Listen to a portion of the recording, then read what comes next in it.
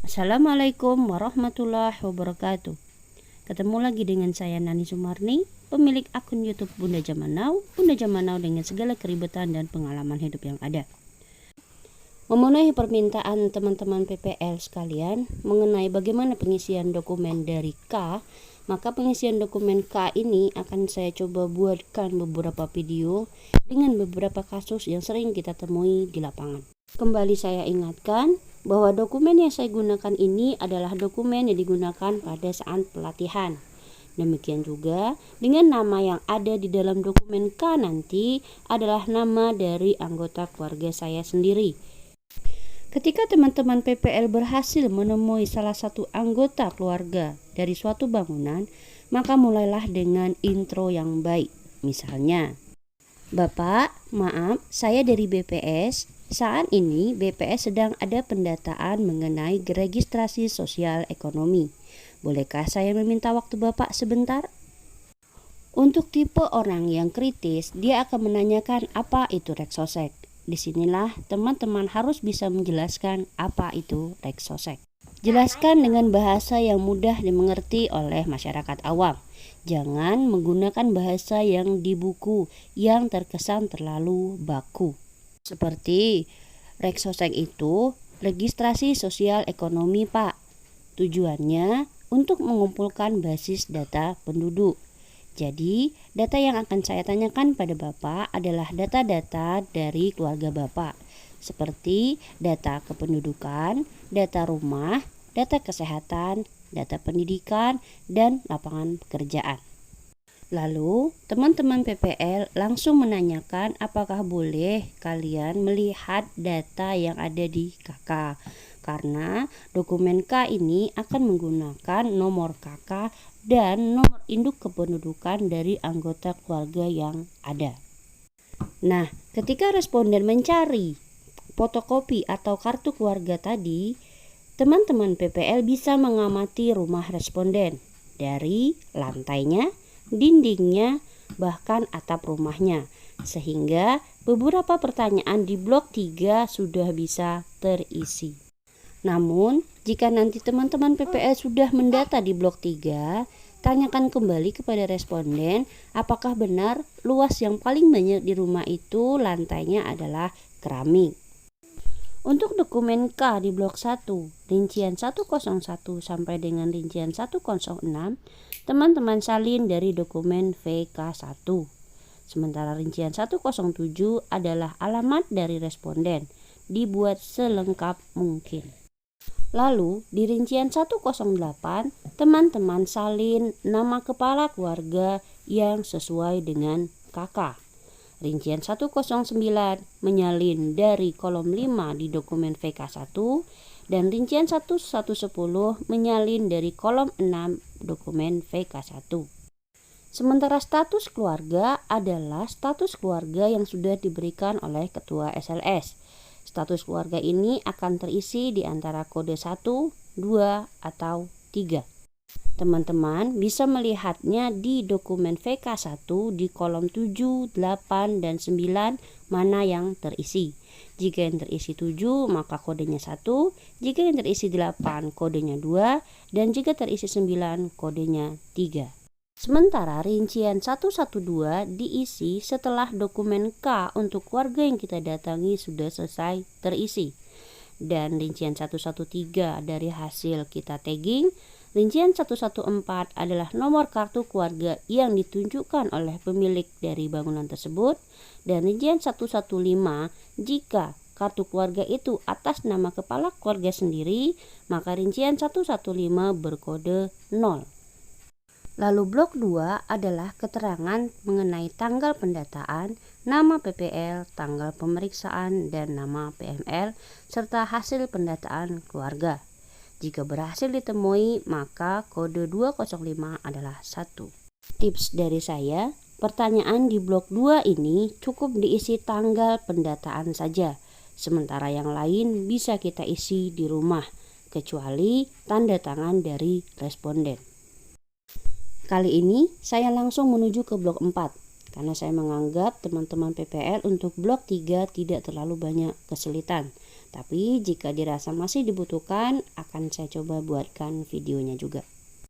Setelah teman-teman mendapatkan kartu keluarga atau memperoleh kopian kartu keluarga dari keluarga yang didatangi, maka teman-teman salinlah apa yang ada di kartu keluarga tersebut di rincian 402. Di kolom 2 pada rincian 402 adalah untuk menuliskan nama kepala keluarga, di kolom 3 itu untuk istri kepala keluarga, dan kolom 4, 5, 6 untuk anak dari kepala keluarga. Jadi 401 di kolom 2 adalah 01, 401 untuk di kolom 3 adalah 02, dan seterusnya. Rincian 403 adalah rincian untuk menulis nomor induk kependudukan. Seperti penulisan di 402, maka di 403 kolom 2 adalah untuk kepala keluarga, 403 di kolom 3 adalah untuk istri kepala keluarga, dan 403 di kolom 4 dan seterusnya untuk anak kepala keluarga.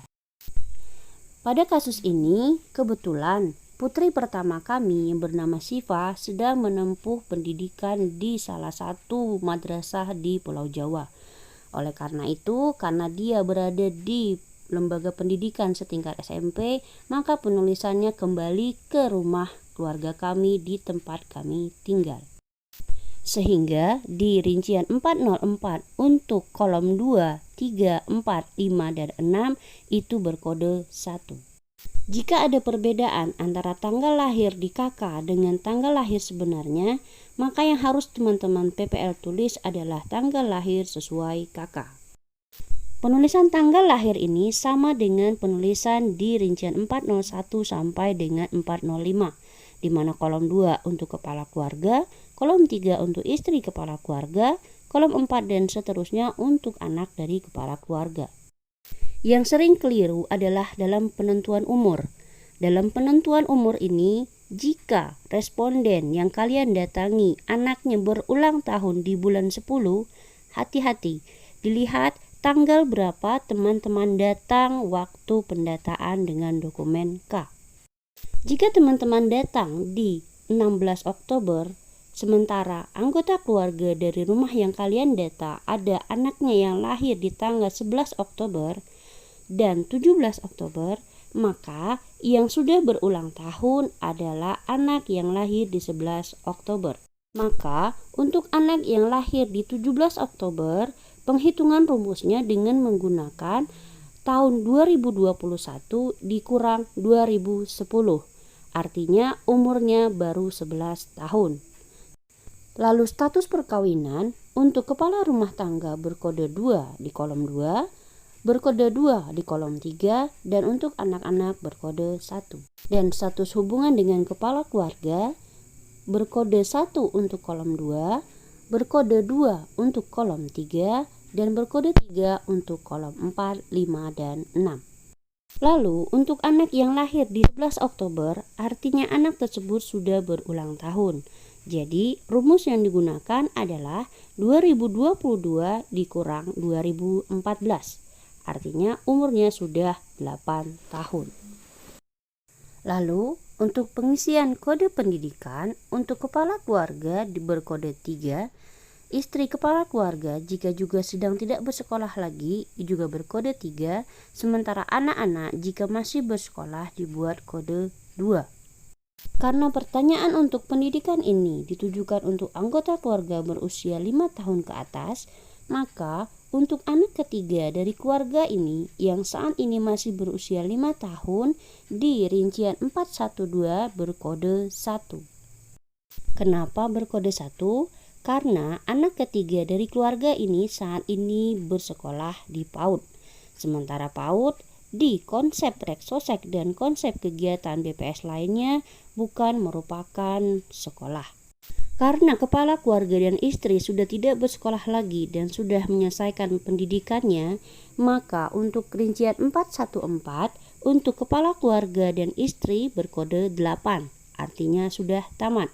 Sementara anak pertama yang saat ini menempuh pendidikan di salah satu sekolah madrasah di rincian 413 berkode 09. Dengan kelas tertinggi yang sedang diduduki adalah kelas 1 Dan ijazah yang tertinggi yang dimiliki oleh anak pertama adalah 03, yaitu sudah memiliki ijazah SD. Dan anak kedua yang saat ini berada di kelas 2 SD, itu artinya dia belum memiliki ijazah SD, sehingga berkode 23. Karena anak ketiga tadi belum bersekolah atau masih di PAUD, maka pertanyaan untuk anak ketiga di rincian 413 dan 4-415 tidak ditanyakan. Semoga apa yang saya sampaikan pada kesempatan kali ini bermanfaat bagi teman-teman semuanya. See you in the next vlog. Wassalamualaikum warahmatullahi wabarakatuh.